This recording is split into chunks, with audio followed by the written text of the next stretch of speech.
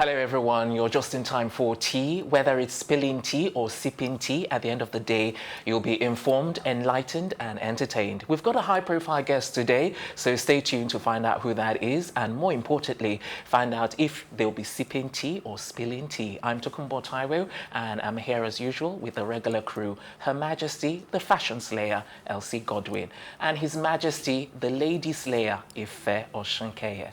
Hello guys.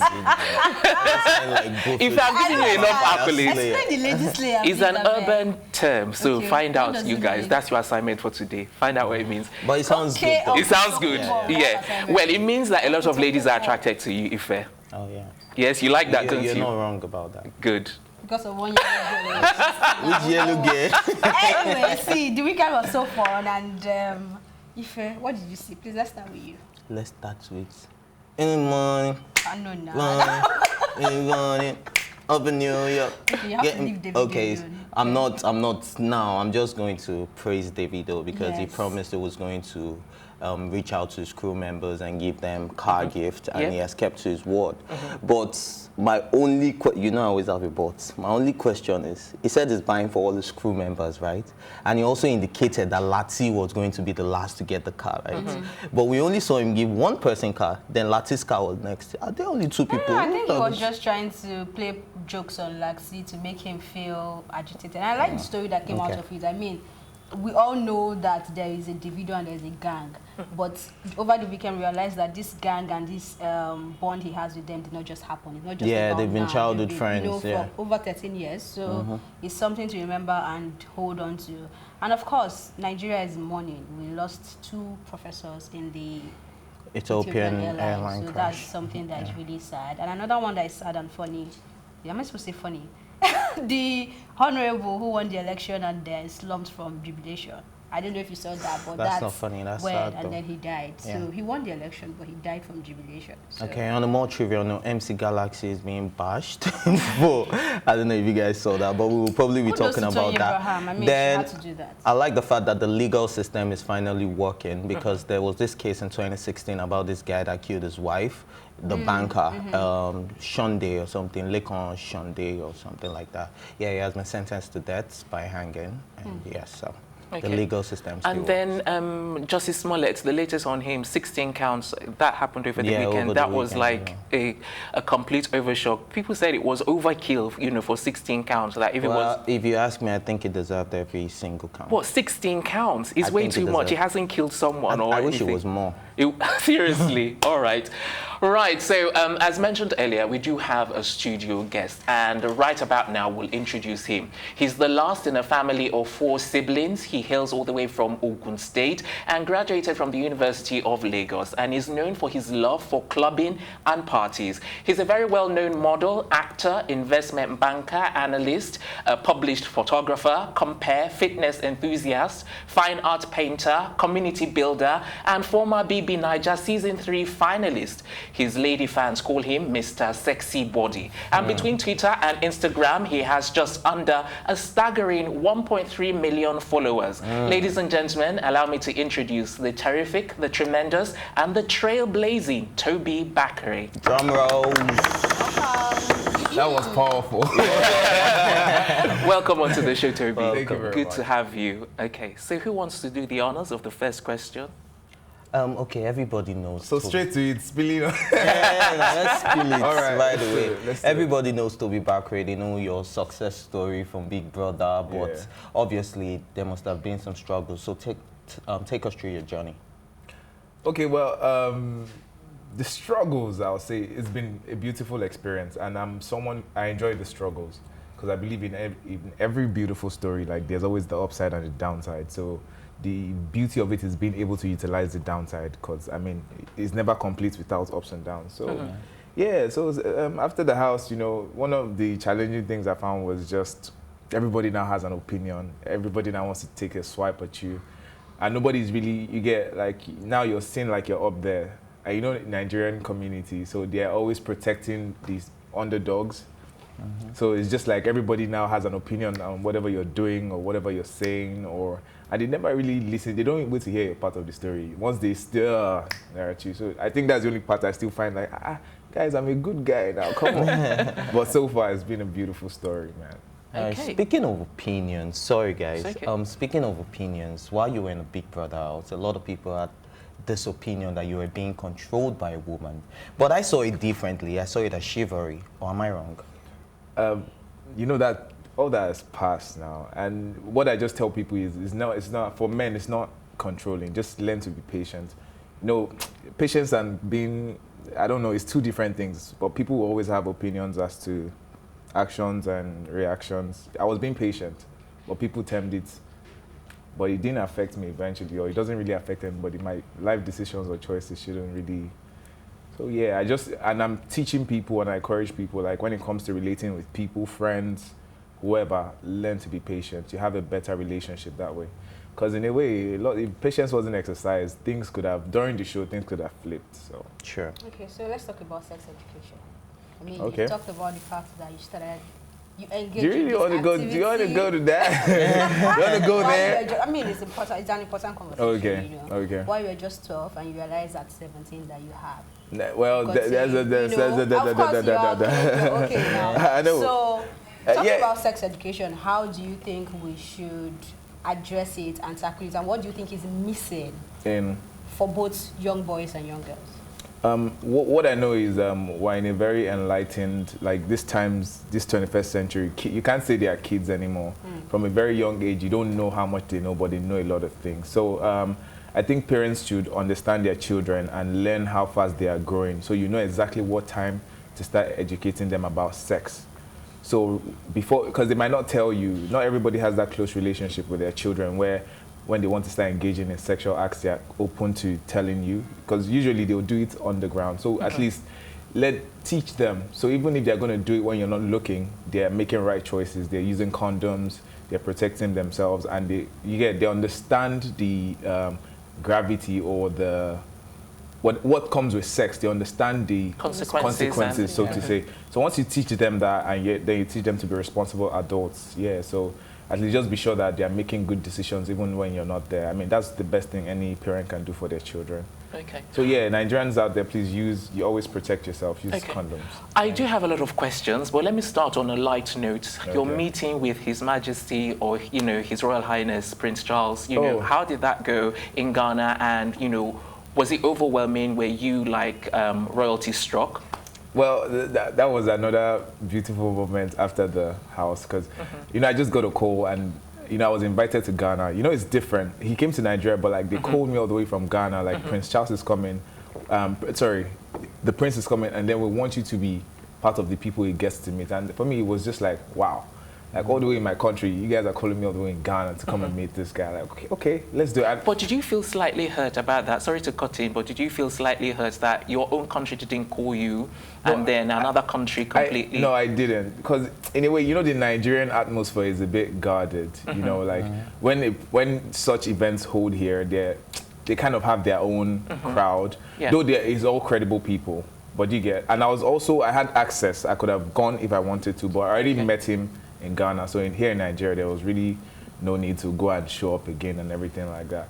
So yeah, it was just beautiful. Like, okay, now they're recognizing a Nigerian to be part of the people in Ghana that meet the prince. Yeah, so how was your experience with him and the things? Like, was he friendly? Was he warm? He's an amazing guy. Like, he had jokes, and then I saw him, and then we had like little banter. He had like this huge laugh. So like you can just feel, like, aside from the royal presence, you can feel like he's a very warm person. And he's very exposed. You can tell he knows how to relate with different people in the world. If he goes to Germany, he knows how to relate. Like, he understands the African culture. Because even in his speech and everything, he cracked jokes. So he understands and he knows where he is. Okay. So that was really very interesting to me. Okay. In as much as he said we shouldn't laugh, but I can't help but bring up your photo shoots that went wrong. So it didn't go wrong. It didn't go wrong. That that's what you was that part of the concept? The horse? Yeah, you falling off. Strangling the horse. Well, I didn't strangle.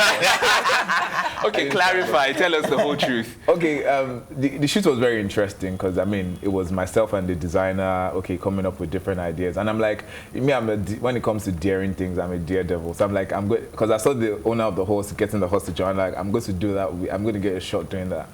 And then when I saw him doing it, like when the horse goes up, he kind of just rubs the neck for the horse to come down. So I thought, okay, let's do it. I had few tries, okay, not bad. But then at the point of getting the picture, the horse went higher than I thought it would. And then in trying to pat the neck, like go down, I was falling off. Oh, okay. So in the process of falling off, the picture was taken. So it looked like, but whereas I was really falling off the horse. And the horse was fine, I was fine afterwards. So, but that's when I knew Nigeria, we have animal rights activists. Oh, so they came for you, right? Well, you know, that's what I'm saying. Everybody likes to take a swipe. I mean, why would you say I'm strangling a horse? Why would I want to strangle a horse? Do you understand? So people really know, like, that's not what happened. But, you know, in Nigeria, once you're a celebrity, everybody wants to take a swipe. Yeah. So. All right. Before we ask you our next question, we'll take a quick break. When we return, we'll be carrying on with our conversation with Nollywood actor and model Tobi Bakre. We'll be right back.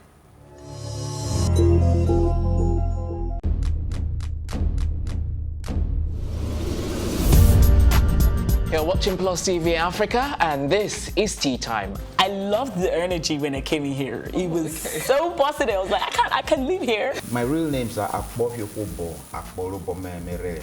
I think my father is a comedian because most times when he calls me, he's like, yo, make sure you use condom, you know, them girls out there. So are you telling me I should have shot my shots? Ife, you are my younger brother. Age is nothing but a number. What? I'm a vampire. I believe in equal rights for women, and I also believe that a man is the head of the house, so we need to draw our limits somewhere. Feels so good.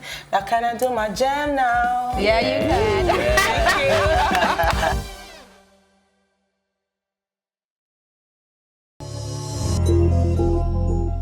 Welcome back. It's still Tea Time on Plus TV Africa, and if you're just joining us, you're just in time to catch up as we chat to celebrated model, actor, and former BBNaija contestant Tobi Bakre. Now, before the break, we were talking about, you know, the horse incident at the beach, you know, with the designer and you falling over. For anyone who hasn't seen it, I doubt very much if there's one person who hasn't seen it, but for anyone who hasn't seen it, take a quick look. Aww. Okay, so that's it.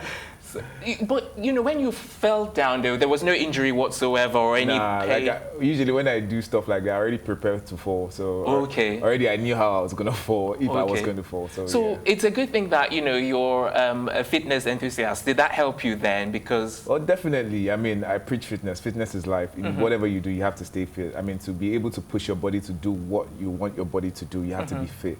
Because I mean, if I'm going to jump from here to here, I know my body can do it, so I just do it. So yeah, fitness helps in everything I do, even from waking up all the way till night. Because I mean, today alone, I have a number of engagements, but I can keep up, or I can promise that I'll be there because I know my body's gonna.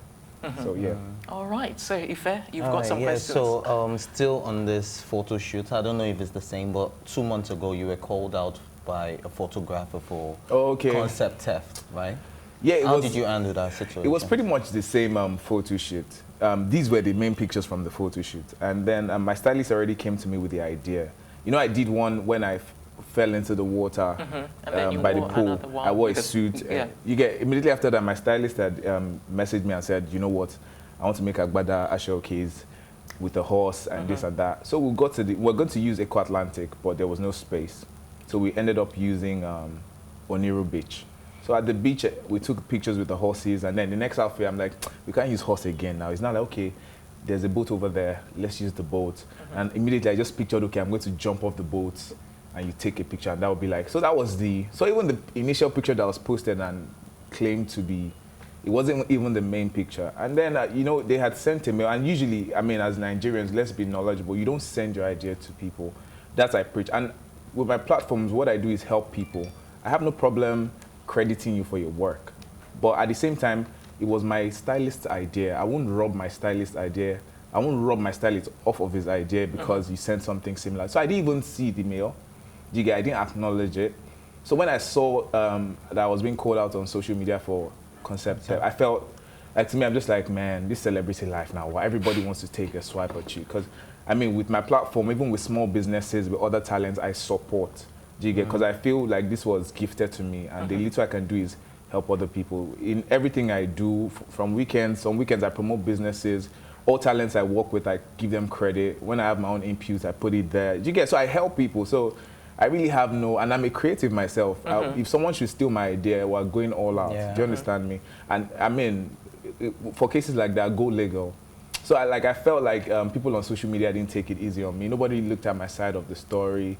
You just felt like, oh, poor photographer, this and that. And I felt bad, because if you took a different approach, I mean, I help people. Do you understand? I'm also a creative. We could have come up with lots of bigger ideas. Do you get? Even so I just felt like, man, you took the wrong turn. Do you understand? Because eventually I did not see your mail. I did not steal your idea. And the conversation died, because when the rest of the pictures were released, it was obvious, okay, this shoot has its own flow. Do you understand? So the conversation just died naturally. But, you know, I just felt like the photographer, I hoped or wish he took a different approach. But before he started calling you out on social media, did he try to reach out to you or your team? He didn't reach out. He didn't reach out. He didn't reach out. So what's your own analysis of this story? Do you think he was pushing for a little bit of publicity, or no? I won't. For me, I won't judge. I won't judge him, because I just I'll feel bitter too. Imagine I send a nice idea to you, and then I see you do something similar, and I now believe you took my. So I'll be upset. Do you understand? So I don't blame him. So you he just believe went about his it the actions wrong are way. justified? No, his actions are not justified. I mean, for you to say I stole an idea or a concept from you, you have to be sure about it. Do you understand? So there was no evidence as to his claim. I have scripts. I was just waiting for them to go to the court or to pick up a legal, so I bring out receipts. Because way before he had sent the mail, my own designer had sent me the idea for the shoot before his own mail came in. So I have receipts. I was just waiting for them, like, okay, you know what, I'm not going to engage anybody on social media. I'm just going to protect, because on social media, call me out for anything, I don't respond, except when it has to do with my integrity and credibility. So that way I just came out and said, you know what, I didn't do it, but I was waiting for them to go to court, so I'll now bring my own receipt, like, okay, this and this. All right, no problem. Before the next question, we need to. So tea time with our high-profile guest, popular actor and model Tobi Bakre, continues right after this break.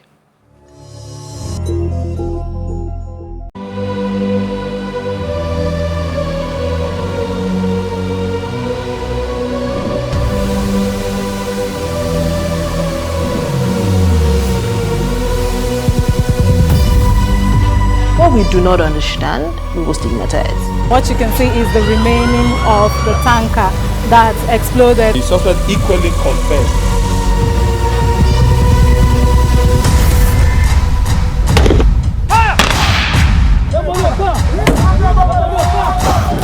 A 500 naira they collect them. If you no talk, then go beat you. Now 2,500 they pay.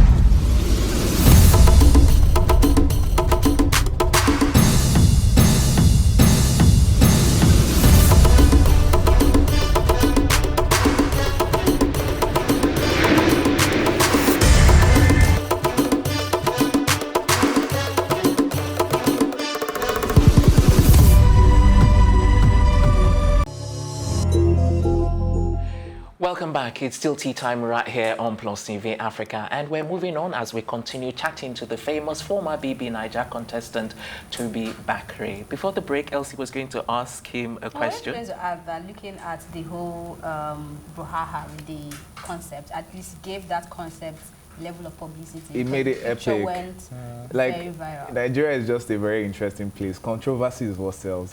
True. Like me personally, I don't like controversy. I like I'm a very straight jacket person. You get do my work, deliver. I don't like dilly-dallies. But then controversy came, and that shoot was almost on every blog. So it was, for me, I'm just like, man. But for me, I'm just like, don't put, because it's gonna, in a way, some other people are watching, and the idea of this thing is, oh, just do something controversial to sell. But no, like whatever you're doing has to make sense. If it becomes controversial, let it make sense so you can protect yourself. So don't just go out there trying to get controversial. Okay, I have a question that I want to ask. I have a follow-up question. Oh, sorry. Let's talk about mental health and transitioning. I mean, you've had to transition a lot in your life. Yeah. I read about why you were still in school. You were the outgoing person because your business needed you to be that person. You had to do it for business, and then you transitioned into banking. Yeah. And you found yourself in the house, and then you're coming out to transition into the celebrity lifestyle you're mentioning now. So how do you tune yourself to actually walk out of a phase and into another one? Phase. And it happens like at the snap of a finger. First of all these things are all a part of me. Me in the bank is still a part of me. I like that, being in the corporate world, learning about finance, doing finance stuff. I like it. Sorry to cut in. Are you still in that world? Well, do you sometimes do? Yeah, I still follow. Things? I do the news. I follow the news. Because later on, I'm still going to go back to school. Okay, and you have a family background. And then no, but I mean, are you still working in the? No, I'm not working. Okay, I'm not working. Exactly. That's what. But right now, what I really have is just I'm looking for banks to partner with because I have ideas when it comes to finance-related stuff. Okay. So it's all of that. So yeah, it was easy for me because before now I had all of this in me. It was just you meet me and then I show you the part of me that you can relate with. So that's pretty much what it was. So right now it's still a part of me playing out. I'm doing a lot of things I naturally love to do. But at the same time, if you put me in a chair and say, okay, do this and that, I'm still going to enjoy myself doing it. But I prefer this because it's more, it gives me more room. I'm more versatile. I can do this today, do that tomorrow. So. All right. I have another question that I want to ask. Now, this question that I have is a bit sensitive, and you're ready or no? All right, don't be on the defensive here. What I'm trying to do at the moment is, get to the heart of the matter or get to the truth of the story. Okay, so last year, you and a group of other celebrities met with President Muhammadu Buhari during an evening, a dinner. You guys had dinner with him. I think it was during the fast, and you guys broke dinner with him. Do you recollect? Yes, I do. Okay, so there were lots of celebrities there, and at the back of that dinner, there was talk that money was paid. People had received money. Someone said they had received 2 million. Someone said they hadn't received 2 million. So when I heard that you were coming on the show, I was like, I've got to ask you. We've got to get to the bottom of the matter. I don't think there's any harm if you did collect any money, but if you didn't, we also want to get to the heart of the matter and know the truth, because there's been he said, and then it's been back and forth. So I thought, okay, let's really get to that. So it's not to discredit you. It's not to understand. Put you on the spot. So I just wanted to get to the truth. Are you happy President Muhammadu Buhari is back in power? Please let me just answer your question. I'm not gonna. I keep my political beliefs private. I'm not public with that stuff. So yeah, I mean, who you get invited to dine with the president? Who's going to turn that down? You get invited. How many people get invited to Aso Rock? Yeah. So for me, for my brand, it was a huge recognition. Like, okay, in the presidency, you are recognized, and we want you to come and dine with the president. So, I mean, who's not going to jump at that? Do you understand? So it was quite a privilege for me to actually meet the president one-on-one. Okay. You understand? That's nothing. At every point in life, I'm never going to turn that down. Do you understand? But being paid, no. Okay. It was just come and dine with the president, and then there were a few conversations. Because it was more of the creative sector. Do you get? We shared some issues. Yeah. It wasn't the avenue, it was to dine, but at the same time, it was also an avenue to like table 1 or 2 issues, which we did. Okay. Do you get? Nothing elaborate, just dine and So just to clarify, clarify. Yeah. No, nobody collected, nobody was paid. Okay, you were not 2 million richer by the end of the day. Okay. All right, you fair your question. But what was some of the issues you tabled while you had the chance to meet with the president? Well, I didn't, because I have senior colleagues, like the likes of Kunle Afolayan, who are there, and other senior colleagues. So it was just more of how the government can support the creative sector more. Because really, the government had a lot of input in the creative sector. We wouldn't be where we are today. We'll have more recognition, we'll have more products, we'll be more of the export value of the creative industry will have skyrocketed. More than what it is today. So, right now music is like our greatest export, but there's a lot that can be done in film, in arts, and if we had government support, all of those things would be commercialized globally. So yeah, it was just like something along those lines. So yeah, and on social media, people say different things, but I leave people to believe whatever rocks your boat, whatever makes you happy, fine. As far as it doesn't affect my coin or it doesn't have to do with my integrity, or I don't really. Would you say you're dissatisfied with social media, even though you've got quite a huge number of following? Because from one of the things, or some of the things that you always say, you refer back to social media, and then you say, you know, they like murder you or crucify you or, you know, come at you every once in a while. So I want to really gather your take I on. love social media because it's an avenue, no matter big or small, it's an avenue for you to network with like minds and also have your community and also educate people. Okay. So for me, it's an avenue to educate people, entertain people. So I really love it. Okay. But then I just know a lot of other people are feeding on the wrong things, or they are doing the wrong things on social media. Do you get likes of trolling people? Do you get, so like there's a lot of wrong stuff happening on social media that we should take out. Okay. It's a positive space. It's where a lot can be generated in terms of ideas, in terms of passing knowledge. Do you get, there's a lot of real value that can be transferred via social media. So like they shouldn't belittle it, they shouldn't ridicule it. Because a lot of people do the wrong things. I mean, you're trolling someone because of a personal choice in their life, or do you get, because of your own idea of life, you're making someone feel bad. No, you don't do that. And not everybody's strong. Me, troll me till kingdom comes. I have a happy life, man. I don't even look, I don't even notice It's one things. of the reasons I introduced you as a trailblazer. Yeah, I don't even see those things. So I mean, in my personal space, if I'm happy, nothing you say, you're just gonna stay home and type and think you'll get to me. No. But for some people, they are sensitive. You get, so some of those things get to them. They see a comment and they're having a bad day. So like they shouldn't feel what they're doing doesn't get to people. It gets to people, to some people.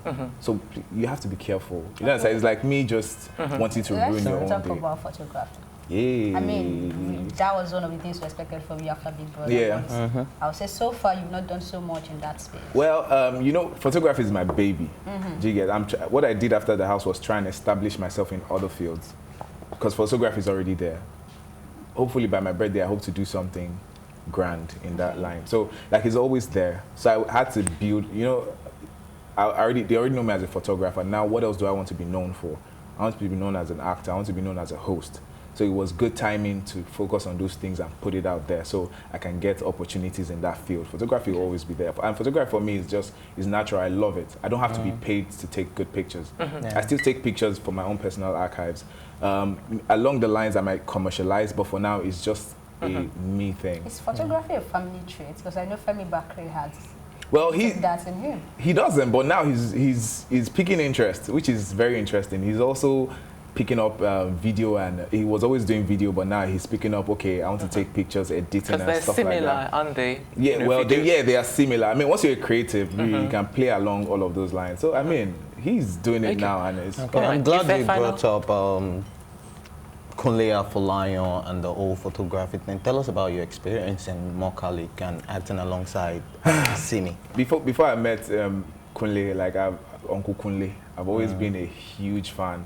Because when I see Yoruba boy, Uncle Kunle. Because when I see his movies from the likes of Figurine and like the way the movies were shot, you know, like whoever was behind the camera paid attention to every detail. So for me, when he invited, it was a very short scene. But seeing his work ethic, seeing how that was made, seeing how it comes about those, I learned, even from a very small engagement, I learned a whole lot. All right, we're out of time. Thank you so much. It's a wrap, everyone. Join us this afternoon for a brand new episode of the program. And just to give you a quick spoiler, we do have another major Nollywood actor this afternoon, so don't miss it. Until then, a big thank you to my co-anchors, Ife, Elsie, the production team, our stylist operating under Kudis Empire and Elsie Slay, as well as our studio guest, Tobi Bakre. Thank you so much for joining us. Thank you. I'm Tokumbo Taiwo, and as you know, every once in a while I say goodbye in one foreign language or another. So today my goodbye is in Russian. Das vidanya.